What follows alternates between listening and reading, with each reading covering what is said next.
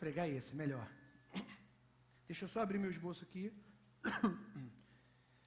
Eu acho que Deus já preparou teu coração para ouvir a palavra, não? Acredito que já tem uma terra aí bem fértil para que essa semente caia e produza. Eu quero falar para você nessa manhã sobre deixar o passado. E o título da mensagem, se eles conseguiram colocar aí, vai ser Deixando o Passado.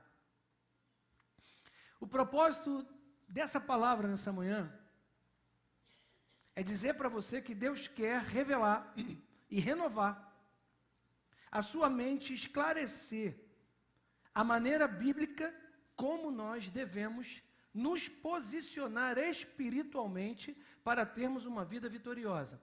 Uma vida vitoriosa em Cristo, ela não acontece de forma aleatória.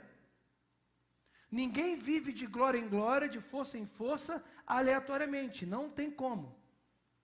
Para que uma pessoa tenha uma vida vitoriosa de verdade, ela tem que colocar alguns princípios em prática.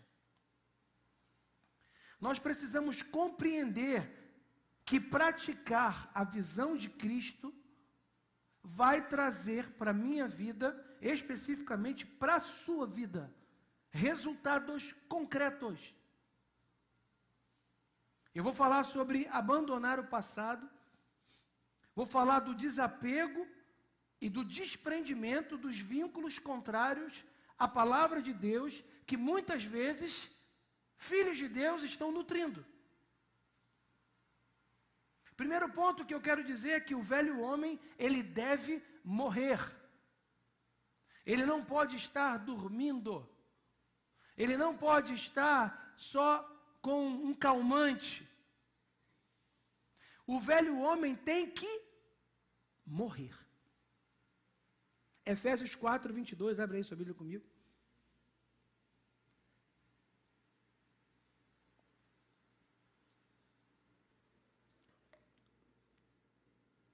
Se puder, pode botar até aqui, que eu vou ler aqui.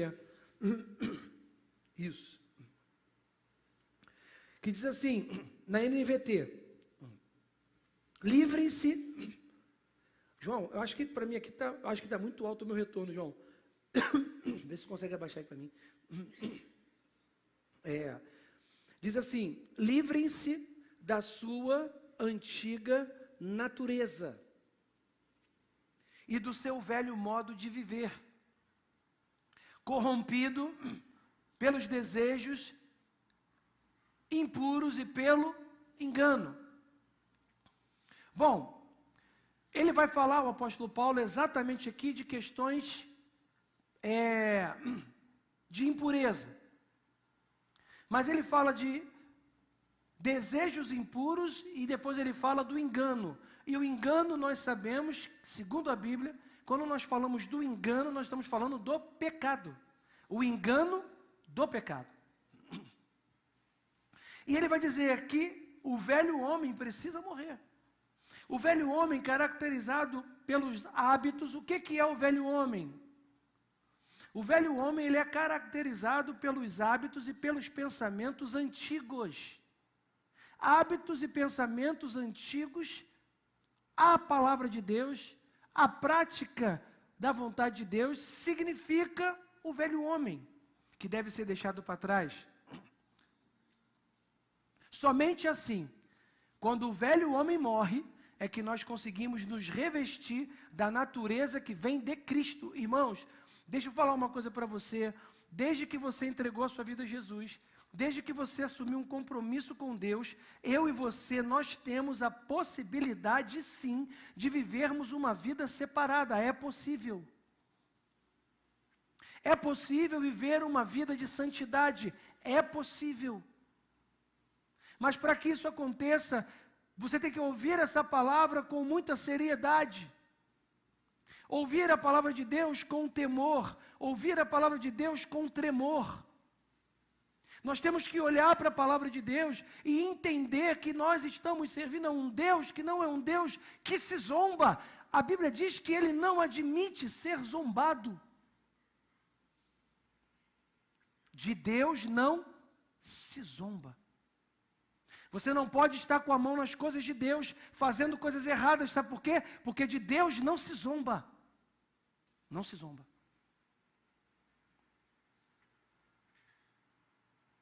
A Bíblia diz que aquilo que o homem semear, isso ele vai, o quê? Colher, ele vai ceifar. Então essa é uma palavra para despertar no teu coração um temor a Deus. Para despertar no teu coração um temor real de que Deus não vai te livrar das tuas ações. E não pense que Ele vai te livrar, Ele não vai te livrar. Muitos cristãos, mesmo após resgatados do império das trevas, continuam flertando com os pensamentos e com os erros do passado. Viver de forma isolada a palavra de Deus e das práticas bíblicas e negligenciar a renovação da mente é uma realidade perigosa para a vida cristã. A Bíblia ela vai nos ensinar que a vida cristã ela é uma jornada de constantes transformações e de comunhão com Deus e com o corpo de Cristo. A falta dessa renovação, o isolamento das práticas espirituais pode resultar em uma vida estagnada e vulnerável ao pecado. Em Romanos 12, 2, você já conhece esse texto, Paulo vai dizer: e não vos conformeis com este mundo, com este século, mas transformai-vos pela renovação da vossa mente, para que experimenteis qual seja a boa, agradável e perfeita vontade de Deus. Eu percebo nessa manhã que Deus está mudando pessoas por dentro que há muito tempo nem estavam conseguindo se enxergar. Quem ouvir essa palavra, que vai ser multiplicada na internet, Deus vai falar ao coração dessa pessoa, que está vivendo uma vida flertando com os erros do passado, uma vida dupla. Deus não quer você com uma vida dupla, Deus quer você com uma vida inteira. E pare para pensar, eu vou repetir, você não faz a obra de Deus com excelência porque tem coisa escondida na tua vida. Nessa manhã você tem que entregar para Deus. Esse processo de renovação implica em deixar por trás os pensamentos e comportamentos antigos para se alinhar com os princípios de Deus. Quando a mente não é renovada, o cristão fica suscetível às influências mundanas de pensamento de todos os tipos, em todos os níveis. O pensamento de que você não pertence a Deus, de que Ele não te ama, de que tudo vai afundar, o pensamento de que você precisa alimentar ressentimento, o pensamento de todos os pensamentos que são ruins, influenciam a vida de quem não renova a mente com a palavra de forma constante. E sem perceber, você vai sendo guiado não pela palavra, mas pela sua carne, pela sua vontade, pelo seu desejo, pela sua paixão. Só que nós não fomos chamados para sermos guiados pela nossa paixão, pela nossa justiça. Não, nós fomos chamados para sermos guiados pela palavra, e às vezes isso vai doer.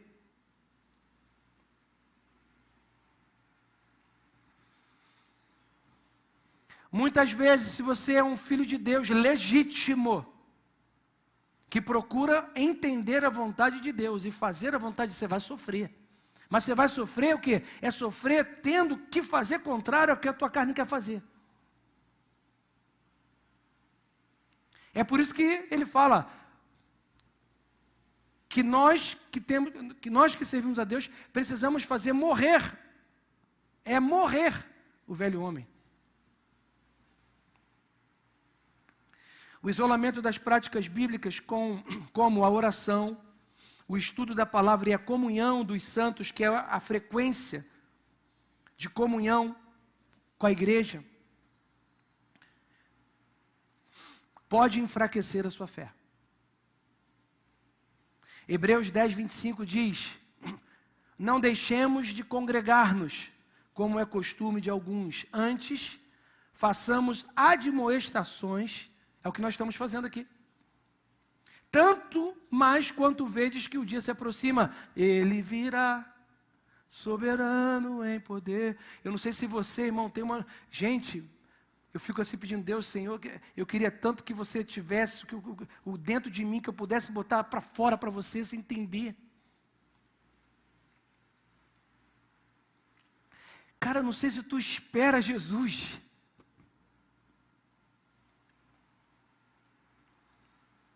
Isso é muito forte.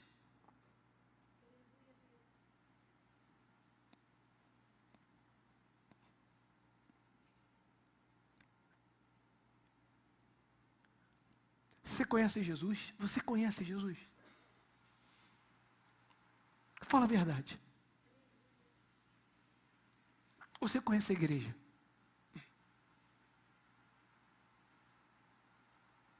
Você tem que conhecer Jesus.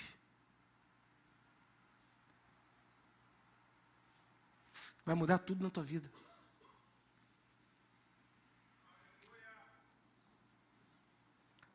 O isolamento coloca o cristão em risco, pois ele perde a oportunidade de receber encorajamento e correção dos irmãos na fé, além de deixar de exercer os seus dons para crescimento do corpo de Cristo. O John Stott, que era um pastor e teólogo, ele falou sobre essa questão do isolamento, ele falou assim, abre aspas, nenhum cristão é uma ilha. Somos chamados para a comunhão com Deus e com a comunidade da fé. A vida cristã é uma vida comunitária, onde nos edificamos mutuamente, é o que nós estamos fazendo. Então esse é um aprendizado para se em algum momento na tua vida tu achar que pode viver sem igreja, você não pode. E se você está na internet ouvindo a gente falando, fazendo dessa igreja a tua igreja virtual, você está errado. Você tem que procurar uma igreja próxima à tua casa. Ou então, se você é o vizinho que está ouvindo, pode sair agora, daí agora e vem para cá. Aqui é o teu lugar. Você tem que estar em comunhão. A Bíblia diz, está escrito. O isolamento e a ausência de renovação da mente também podem abrir portas para o conformismo com o mundo, fazendo com que o cristão viva de maneira semelhante aos incrédulos. Você conhece uma pessoa que é crente e que você olha para ela, olha para o incrédulo, cara, é a mesma coisa praticamente. A roupa que usa é a mesma, os lugares que frequenta é o mesmo, a fala é a mesma, as reações são as mesmas. O pastor e autor também, A.W. Tozer, ele diz assim, o mundo está procurando cristãos que sejam diferentes. Eles não estão interessados em um cristianismo que seja um reflexo pálido da cultura ao seu redor. Ele não está procurando alguém, ele já está no mundo, ele já é do mundo, ele já está nos padrões do mundo, ele está procurando algo que seja diferente daquilo. E será que nós estamos mostrando o novo padrão?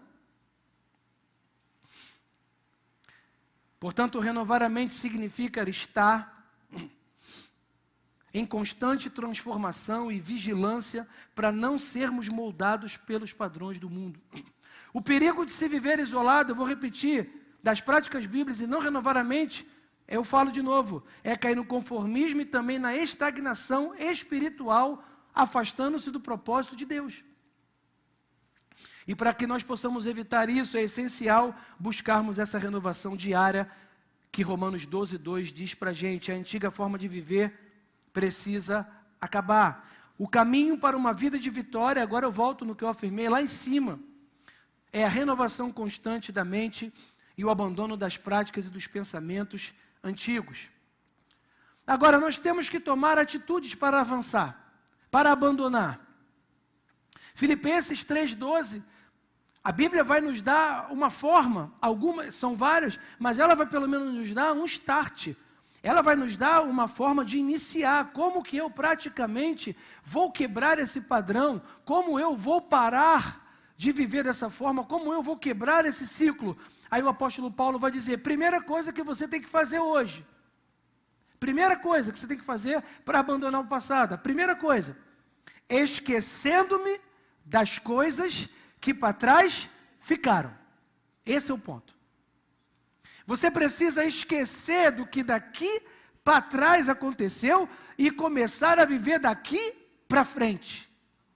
É o primeiro ponto, e você tem que ter isso muito lúcido e consciente na mente.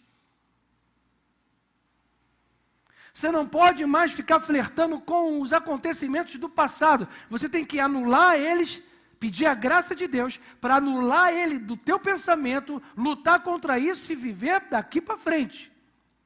E aí você tem que quebrar esse vínculo.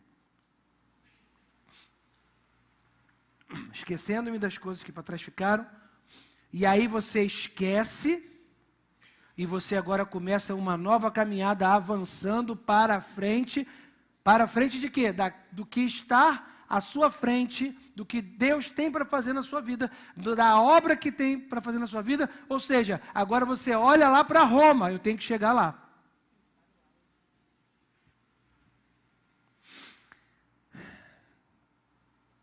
Eu preciso chegar em Roma também, a cidade mesmo que eu estou falando. A vontade de ir para Roma. Deus, o apóstolo Paulo, ele nos ensina a esquecer o que passou e olhar para o que tem adiante. Não podemos nos apegar ao passado se nós queremos alcançar o propósito de Deus para as nossas vidas. Se você ficar olhando para o passado, você vai ter acusação, você vai ter medo, você vai ter o diabo aproveitando o passado para poder dizer que você não pode, quem é você, e agora, mas tem que esquecer do que para trás fica.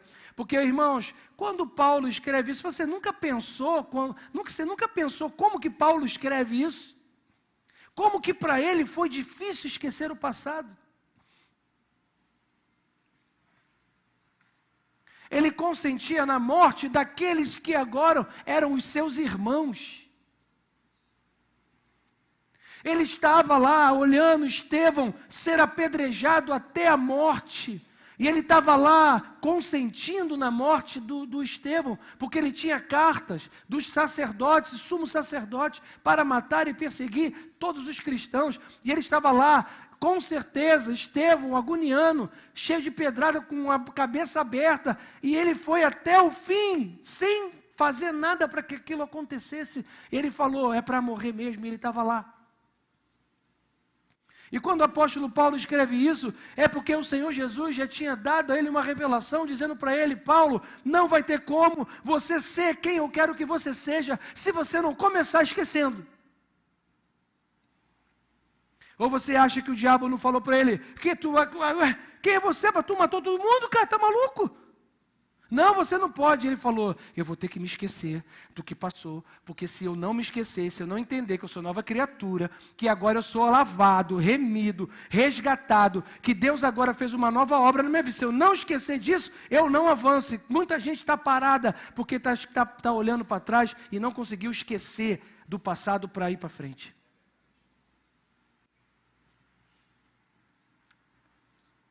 Abandonar o passado é uma decisão diária e consciente. Você conscientemente fala, eu não vou me lembrar disso. Você conscientemente decide, é uma decisão de abandono das práticas erradas, do que não é bom. Você fala assim, eu simplesmente, a partir de hoje, eu decido fazer diferente e andar como Jesus quer que eu ande.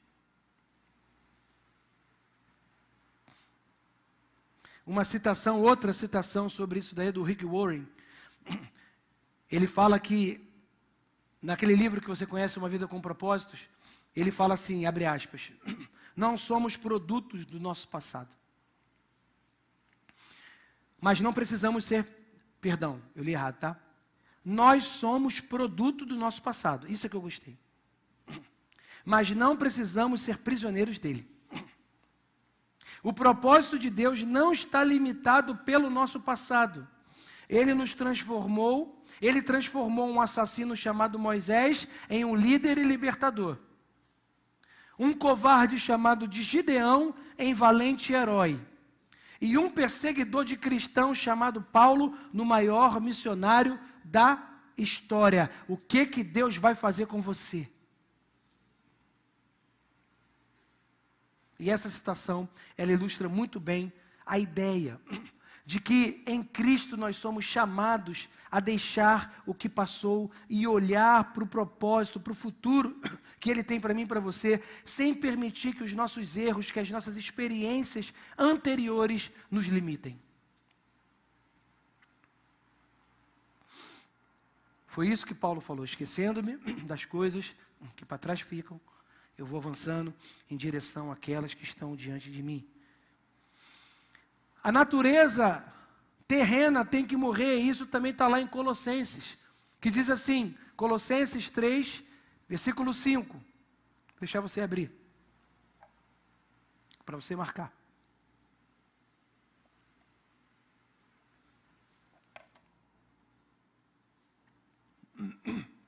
Portanto, façam morrer as coisas pecaminosas. Para quê?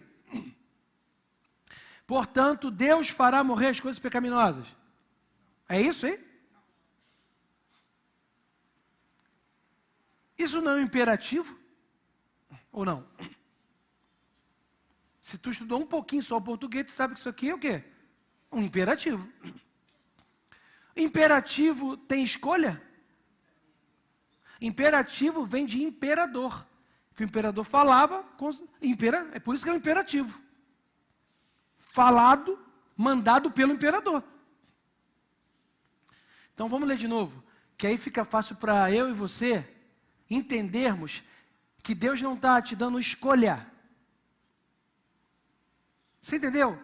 Que para subir nesse monte não tem escolha e nem tem um caminho adjacente. Ele fala, portanto, façam morrer as coisas pecaminosas. É você que faz morrer. É você que se posiciona contra o pecado dizendo, não vou fazer, sabe por quê? Porque a Bíblia diz, ela te dá autoridade e capacidade para dizer que você não é mais escravo do pecado. Vós não sois mais escravos do pecado. Você, pastor, porque a carne é fraca, porque você deixou. Eu deixei. Mas os instrumentos para não pecar, você tem e eu também. Os instrumentos estão aqui nas nossas mãos.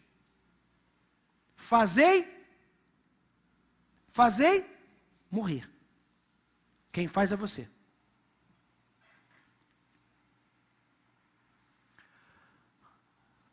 Parece que o evangelho é fácil, né? Não parece assim? Pô, estou lá na igreja, tranquilão, legal. Irmão, o evangelho de verdade, não é fácil não, tá? O evangelho fake, dá para levar. A bagunça aí, tá bom, beleza. Tá bom. Mas o evangelho sério, meu irmão, é por isso que o apóstolo Paulo falava que toda hora ele estava açoitando o corpo dele, ele era o tempo inteiro, porque, cara, é para fazer, a nossa carne é tudo contra isso. A nossa carne está aí agora, na nossa mente, falando assim, que bobeira, não é isso não, pô, que isso? Aí é demais. Também não é assim. Para que possamos nos revestir do novo homem, nós precisamos eliminar ativamente tudo que pertence à nossa velha natureza. O que te faz pecar, corta o vínculo. Não vai mais naquele lugar, não fala com essa pessoa, não fala, não se nada, não vai, não pensa, corta o vínculo, vai embora, foge. E tem exemplo bíblico para isso, José, na casa da mulher de Potifar. O que José fez, irmão? Para. Que isso, não. Não, são seus olhos, sou tão bonito assim. Potifar é mais bonito. Não só sentar do seu lado. Não. Só sentar. Não, tudo bem, então senta, mas senta longe. Não, eu falei que tu vai sentar longe, está sentando perto. Irmão, se José fizesse isso, a história seria o quê? Outra. O que José faz? Ele corre, mas assim, até para ele correr foi difícil, porque a mulher ainda segurou ele. Segurou ao ponto de rasgar a roupa dele.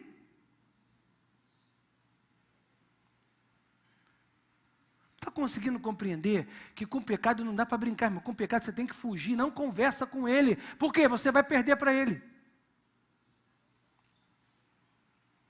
Para que possamos nos revestir do novo homem, nós temos que eliminar ativamente tudo que pertence à velha natureza. O processo de morte do velho homem não é passivo, entende? É nossa responsabilidade cortar os laços com tudo que nos prende ao pecado. A Bíblia ensina claramente que temos a responsabilidade de fazer morrer o velho homem, ou seja, abandonar a velha natureza pecaminosa e viver de acordo com o Espírito. Romanos 6,6 diz assim: sabemos que o nosso velho homem foi crucificado com ele, para que o corpo do pecado seja destruído. E não sirvamos o pecado como escravos. Olha aqui. Aqui está o escape, aqui está a revelação de que você não é mais escravo. Efésios 4:22 foi o que nós lemos. Quanto à maneira antiga de viver, vocês foram ensinados a despir-se do velho homem, que se corrompem por desejos enganosos, a serem renovados no modo de pensar e a revestir-vos do novo homem, criado para ser semelhante a Deus em justiça e em santidade, provenientes da verdade, que é a palavra. Colossenses 3:5 vai dizer assim: façam morrer tudo que pertence à natureza humana. Imoralidade sexual, impureza, paixão, maus desejos, ganância, que é a idolatria. Ele fala aqui de dinheiro também, avareza.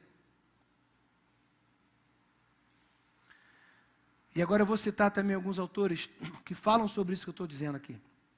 O John Owen, que foi um dos mais influentes teólogos puritanos, ele escreveu o seguinte, o livro dele foi A Morte do Pecado.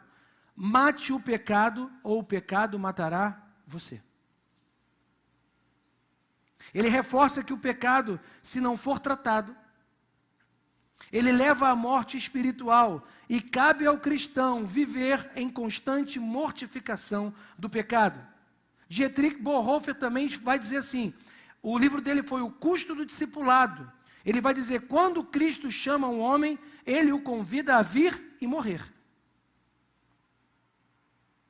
Essa morte é uma morte tanto física quanto espiritual, referindo-se à renúncia da velha vida.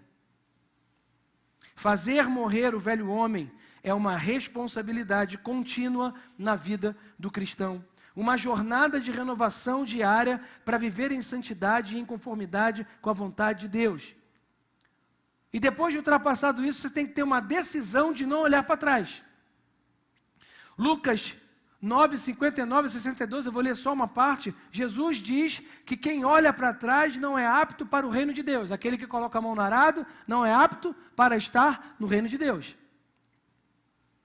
Ao colocar a mão no arado, ao nos comprometermos com Deus, nós não temos a possibilidade de hesitar em nos prendermos ao passado ou parar de avançar com ele. Não podemos permitir que os laços com o passado interfiram no nosso progresso espiritual. Olhar para trás é sinal de hesitação e é sinal de fraqueza na fé. E a minha fé está fraca quando eu não renovo a mente na palavra.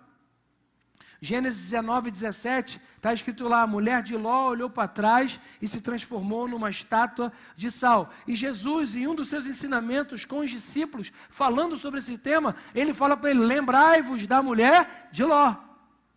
Lembrem da mulher de Ló. Que olharam para trás, que olharam para o passado, que não abandonaram o passado. Se você ficar olhando para o passado, se você não abandonar o passado, vai acontecer o que Jesus falou, você vai virar uma estátua de sal.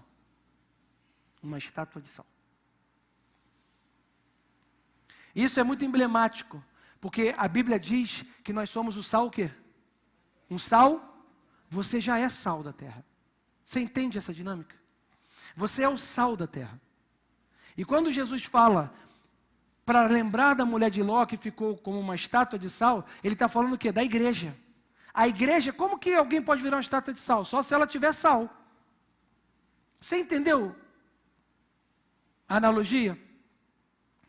Quantos crentes viraram uma estátua de sal? Um sal que parou de salgar, um sal insípido, um sal que não pode mais ser utilizado para nada, é só uma estátua.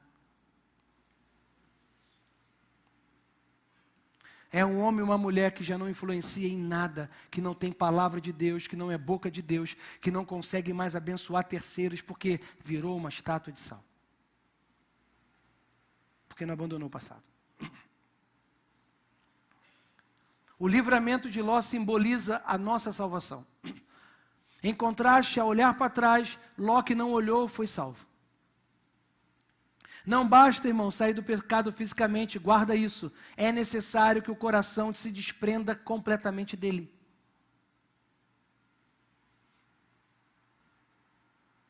Eu vou parar aqui, porque não tem mais tempo. Mas eu vou continuar depois essa palavra, falando depois sobre a dificuldade do desprendimento. E eu vou dizer o que traz dificuldade de desprender. Aí depois eu vou falar, esse tema eu queria chegar nesse tema. Eu acho importantíssimo esse tema, vai ficar para a próxima. Que é a dificuldade do cristão em saber usar a liberdade que Deus deu a ele corretamente. É um ponto que eu quero com calma falar sobre isso. Porque a Bíblia diz que nós fomos chamados para a liberdade, mas o apóstolo Paulo ao mesmo tempo fala que não podemos usar a liberdade para dar ocasião, o que é a carne. Você é livre, você não tem que fazer nada. Né? Alguém está aqui falando, alguém te deu uma regra, a roupa que você tem que usar, como você tem que falar, um vocabulário evangeliquez, alguém te deu aqui alguma regra? Alguém está te ligando todo dia para falar o que tem que fazer? Tá? Não. Você tem o quê? O que você tem? Você tem o quê? Fala. Liberdade. A liberdade que Deus te deu. Agora, só pelo fato de não ter ninguém falando contigo, de não ter ninguém falando que você tem que ser compromissado, ninguém fala para você, por que você não vai vir, por que você não vai estar tocando, por que você não vai estar no Contivir, por que você não deu aula no Geração Vida, por que você não deu? Você não precisa de ninguém para ficar falando sobre isso para você. Em alguns casos eu tenho até vontade, estou até para ligar para algumas pessoas dessa igreja, para saber por que não estão se envolvendo. E eu vou fazer isso. Porque eu quero ajudar essas pessoas. Mas ninguém te forçou a fazer nada, e por que você não está? E aí eu falo, às vezes você tem uma falta de professor lá no Geração Vida, eu falo assim, cara, como é que tem falta de professor com 60 professores inscritos? Como é que eu chego no culto de quinta-feira, não tem um músico aqui, se tem músico aqui, você ouve mesmo, é para vocês. Como é que você fala que não vai tocar, vendo aquele baixo vazio, aquela bateria vazia, como é que você não toca? Ah não, porque hoje eu estou não sei o quê. Tá bom.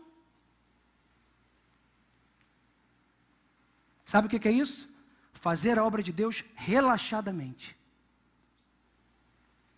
Eu vou no texto e eu mostro para você que tem texto bíblico para isso. Irmão, escuta uma coisa. Você pode ficar bravo comigo. Você pode dizer, está mandando recado? Não, não estou mandando recado, porque quem me conhece sabe que eu não mando recado. Eu vou diretamente falar com quem eu tenho que falar. O recado que eu estou mandando é o recado da Bíblia, que está escrito. E se alguém se sente ofendido com isso, não tem a ver comigo, tem a ver contigo. Então não bota essa culpa em mim não, tá? Eu já estou te avisando para você não botar essa culpa em mim. A repreensão, quando ela é feita, quando uma pessoa é repreendida, dói. A repreensão não agrada a ninguém, está escrito na Bíblia. Que quando alguém é repreendido, ela não gosta de ser repreendido. Mas se uma repreensão de Deus, e essa repreensão que eu estou fazendo, irmão, é de Deus, tá? Não é de um pastor emocionado, não, é uma repreensão de Deus. E se alguém receber a repreensão que é de Deus, ela vai crescer. Ela vai avançar. Ela vai entender, Deus vai contar muito mais com essa pessoa. Ela vai ser uma potência na mão de Deus. E sabe qual é a minha oração? E eu tenho orado na minha casa pelas igrejas. E eu tenho orado para que Deus levante e que Deus que tenha trabalhadores nessa igreja. Não é trabalhador mais ou menos, não é trabalhador cheio do Espírito Santo.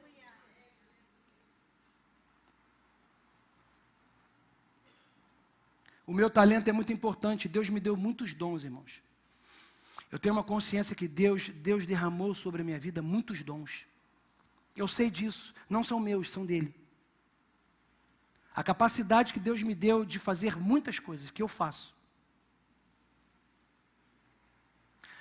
Mas todos esses dons que eu tenho, irmão, não servem de nada para Deus se o meu coração não estiver certo para executar eles com Ele, com Deus.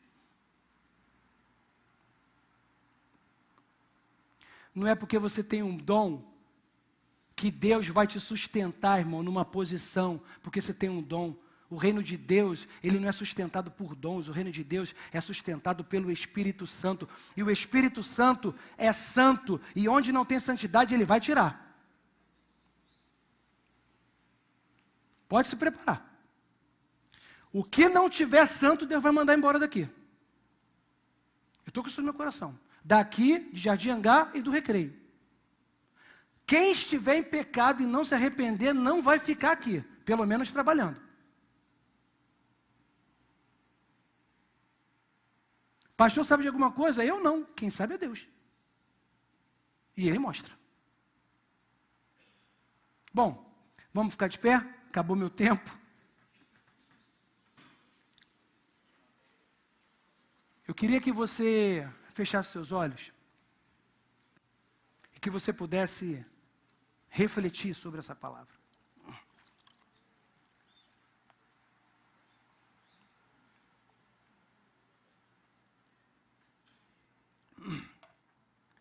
Deus só corrige ao filho a quem Ele ama. A Bíblia diz que Deus só corrige ao filho a quem Ele ama. Escuta essa palavra. Se de alguma forma nessa mensagem Deus está te corrigindo, mesmo sabendo que pode estar doendo, você vai ter vários contra-argumentos dentro de você para não aceitar o que Deus falou contigo.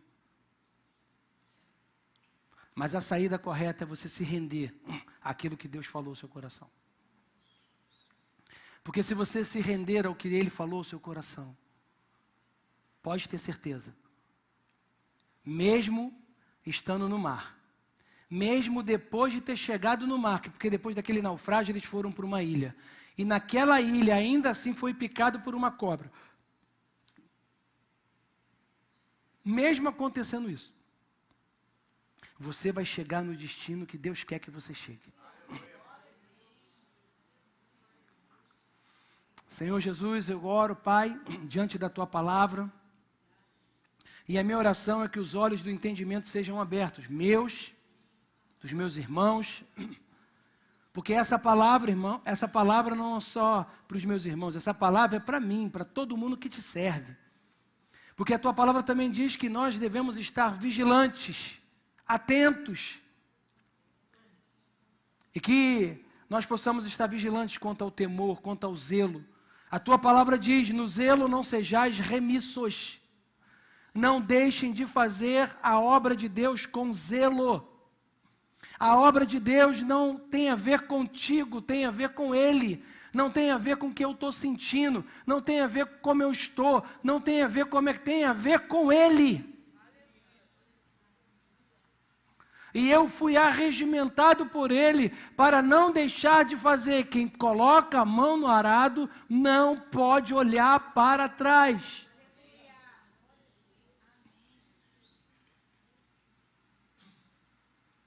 E você vai viver uma vida plena. Você vai saber o que é uma vida plena. Você vai saber o que é uma vida de plenitude. Senhor Jesus, fala, toca. Ó Deus, no meu irmão, na minha irmã que entrou aqui e de alguma forma se enquadra nessa palavra, eu te peço que hoje seja um divisor de águas. Que hoje seja um mover no interior do meu irmão. Senhor, coloca as coisas no lugar. Eu sei que o Senhor está tirando as coisas do lugar dentro do teu interior aí, mas Ele vai colocar tudo no lugar. Ele vai arrumar tudo. Ele está desarrumando para colocar no lugar. E é isso que nós queremos. No nome de Jesus. No nome de Jesus. Amém e amém. Você pode dar a mão ao seu irmão aí? Que a gente não vai sair daqui sem nós orarmos uns pelos outros, que isso aí é uma regra.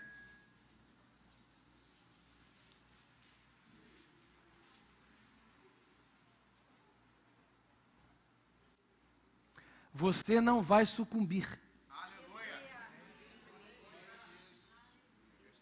Você vai vencer. E se você pensa que o que você está vivendo está bom, você vai viver muito melhor. O que você vive hoje é só uma ponta do que será. Eu não digo nem a eternidade, que não tem nem como comparar, mas daqui, enquanto você estiver nessa terra, se você pegar esses princípios da palavra, porque, irmãos, tem hora que tu tem que crer.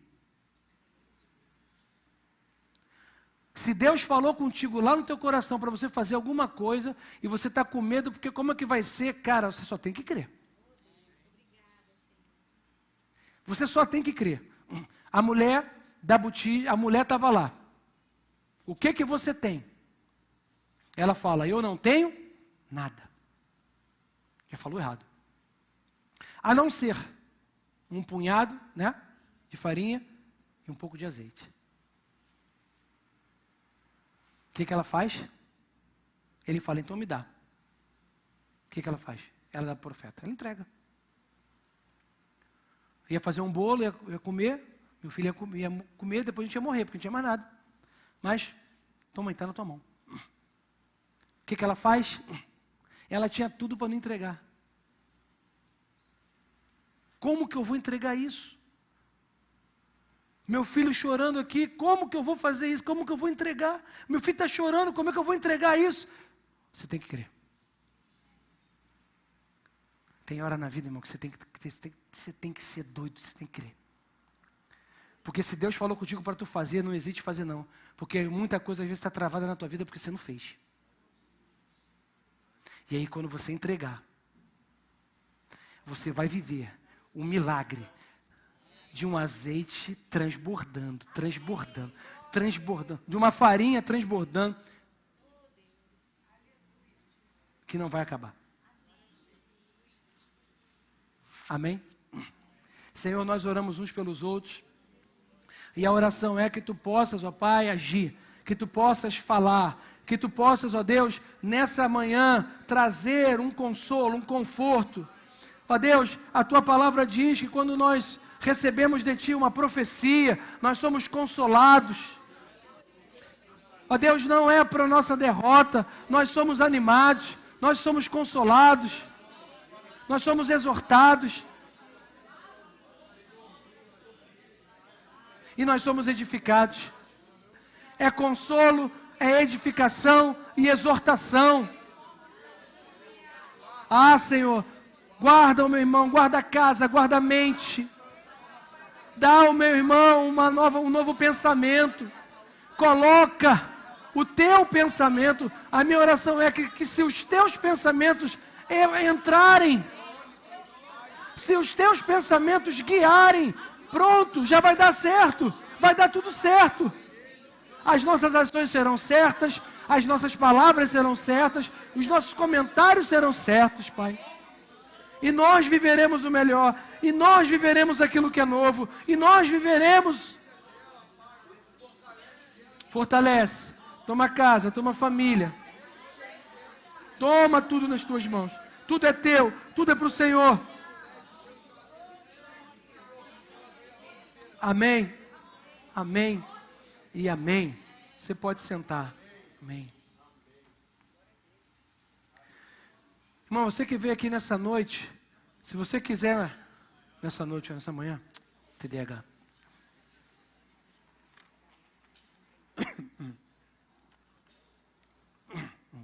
Tá. Bom, gente, você veio agora pela manhã, eu vou te incentivar a estar aqui à noite. Se você quiser receber mais de Deus ainda nesse dia de hoje,